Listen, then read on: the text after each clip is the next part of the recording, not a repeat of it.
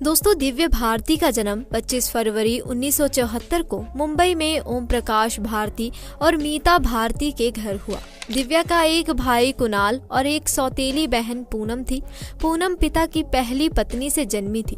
दिव्या बचपन से ही इतनी चुलबुली थी कि सभी बच्चों में अलग नजर आती थी। आखिर क्या था दिव्या भारती की मौत का राज? दिव्या भारती की अचानक मौत आज भी लोगों को सोचने पर मजबूर कर देती है। ऐसे में दिव्या भारती की जब मौत हुई, उस साल वे कई फिल्मों की शूटिंग कर रही थी।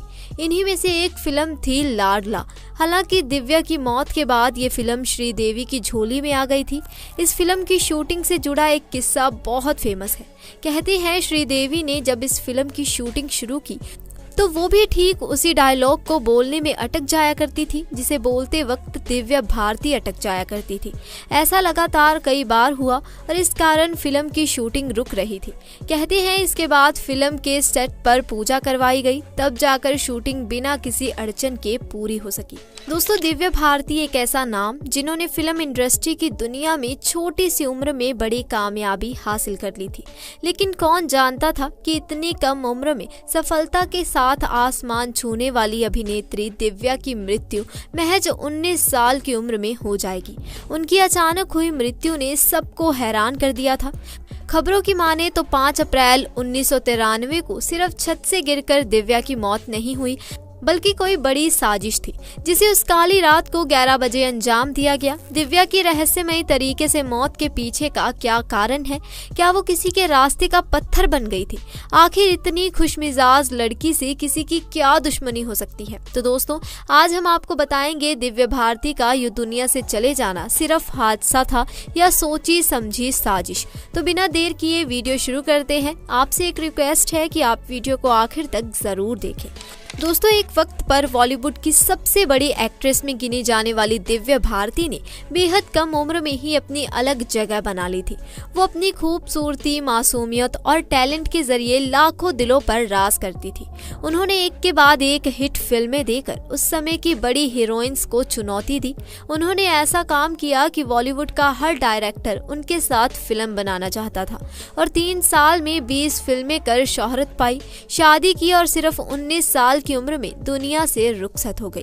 जानकार बताते हैं कि दिव्या भारती को चॉकलेट्स काफी पसंद थी। यही वजह है कि दिव्या की मां जब तक जीवित रही तब तक उनके बर्थडे पर हमेशा चॉकलेट बनाती थी और स्कूल में बच्चों को बांटती रही।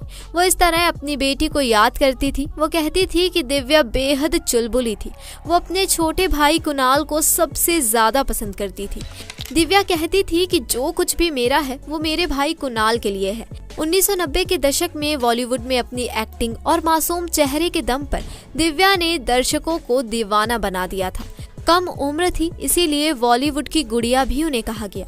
बता दें कि 25 फरवरी 1974 को जन्मी दिव्या भारती की मौत 5 अप्रैल 1993 को संदिग्ध हालत में हुई।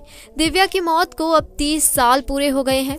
मुंबई पुलिस 1998 में ही मौत की जांच से जुड़ा केस बंद कर चुकी थी। पुलिस ने ये मानकर कैसे केस खत्म कर दिया कि ये एक हादसा था। कहा जाता है कि रात 11 बजे दिव्या मुंबई के विसोरवा में अपने फ्लैट के 5वें माले की बालकनी से गिरी थी और उनका निधन हो गया। पूरी फिल्म इंडस्ट्री दिव्या की मौत की खबर सुनकर हैरान रह गई। फैंस को यकीन नहीं हो रहा था कि दिव्या इस दुनिया में नहीं रही और कितनी ही फिल्में आधी अधूरी छोड़कर दिव्या भारती चली गई और आज तक उनकी कमी खलती है। दिव्या किसी फिल्मी परिवार से नहीं थी। पिता ओम प्रकाश भारती बीमा कंपनी में ऑफिसर थे और मां मीता भारती एक हाउसवाइफ थी। दिव्या ने 9वीं क्लास तक पढ़ाई की। 14 साल की उम्र में पढ़ाई छोड़कर मॉडलिंग शुरू कर दी थी।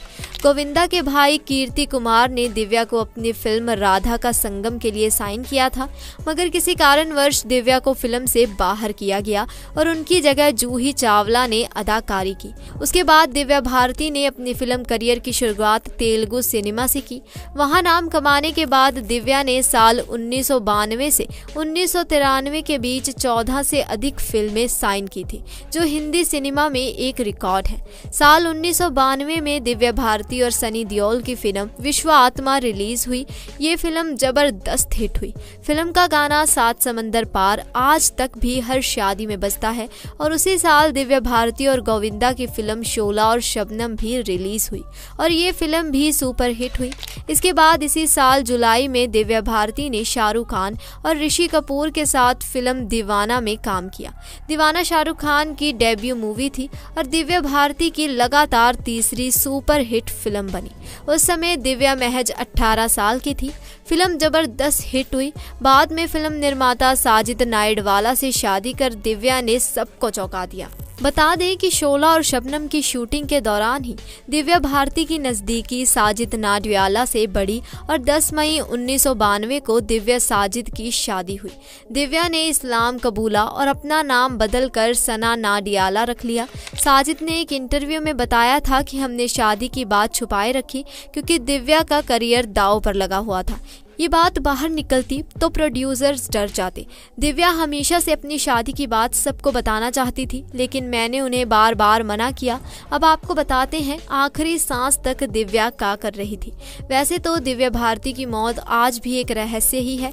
कोई नहीं जानता कि आखिर उस रात को क्या हुआ था।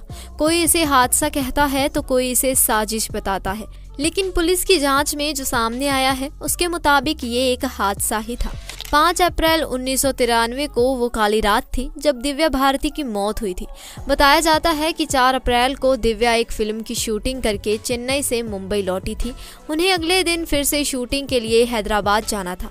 दिव्या एक फ्लैट खरीदना चाहती थी। जब ब्रोकर ने उन्हें फ्लैट के बारे में बताया तो दिव्या ने अपने फिल्म प्रोड्यूसर को फोन करके बोला कि मैं हैदराबाद 5 नहीं 6 अप्रैल को आऊंगी। उसी शाम दिव्या अपने भाई कुणाल और ब्रोकर के साथ बांद्रा के नेपचिया अपार्टमेंट गई। दिव्या ने 4 बेडरूम का फ्लैट फाइनल किया और कैश देकर घर खरीद लिया। दिव्या के पति और फिल्म निर्माता साजिद नाडियाडवाला को उनकी फिल्म आंदोलन की शूटिंग के लिए मॉरिशस जाना था। इसीलिए तय किया गया कि मॉरिशस से लौटने के बाद दिव्या यहाँ शिफ्ट होंगी। इसके बाद दिव्या अपने माँ के घर पहुंची। वहां उनसे मिलकर फैशन डिजाइनर नीता लूला दिव्या की ड्रेस फाइनल करने आने वाली थी। रात के लगभग 10 बजे नीता अपने साइकेट्रिक्स पति डॉक्टर श्याम के साथ दिव्या के घर पहुंची। घर पर दिव्या के अलावा उनकी मेड अमृता थी। अमृता दिव्या के बचपन से ही उनकी देखभाल कर रही थी। दिव्या, श्याम और नीता लिविंग रूम में बैठकर टीवी देख रहे थे। तीनों ने ड्रिंक्स ली। इसके बाद दिव्या लिविंग रूम की खिड़की के पास चली गई। ये खिड़की पार्किंग की तरफ खुलती है। खिड़की में ग्रिल नहीं लगी थी। दिव्या खिड़की पर बाहर की तरफ पैर करके बैठ गई। दिव्या से जुड़ी करीबी सूत्रों का कहना है कि दिव्या अक्सर ऐसा करती थी। खिड़की पर बैठकर दिव्या लगातार अपनी मेड से बात कर रही थी जो किचन में नाश्ता तैयार कर रही थी। पुलिस को दिए बयान के मुताबिक नीता और श्याम उस वक्त टीवी देखने में बिजी थे। खिड़की पर बैठी दिव्या ने नीता और श्याम को देखने के लिए अपना एक हाथ खिड़की की चौखट को पकड़ने के लिए बढ़ाया, लेकिन उनका हाथ स्लिप हो गया और वो नीचे गिर गई। ये सब कुछ ही सेकंड्स में हो गया। जब नीता, श्याम और अमृता भागकर नीचे गए तो देखा पार्किंग में दिव्या गिरी पड़ी थी। दिव्या के चारों तरफ खून ही खून था। दिव्या उस वक्त जिंदा थी। उन्हें तुरंत मुंबई के कपूर अस्पताल में ले जाया गया। अस्पताल के आईसीयू वार्ड में दिव्या ने अपनी आखिरी सांस ली। दोस्तों, कहते हैं ना कि जिंदगी बड़ी होनी चाहिए, लंबी नहीं। ये बात दिव्या की जिंदगी पर सही साबित हुई। यहाँ दिव्या को नाम, दौलत, शोहरत सब कुछ हासिल हुआ। आपका इस घटना के बारे में क्या कहना है? कमेंट सेक्शन में हमें जरूर बताइए। Thanks for watching.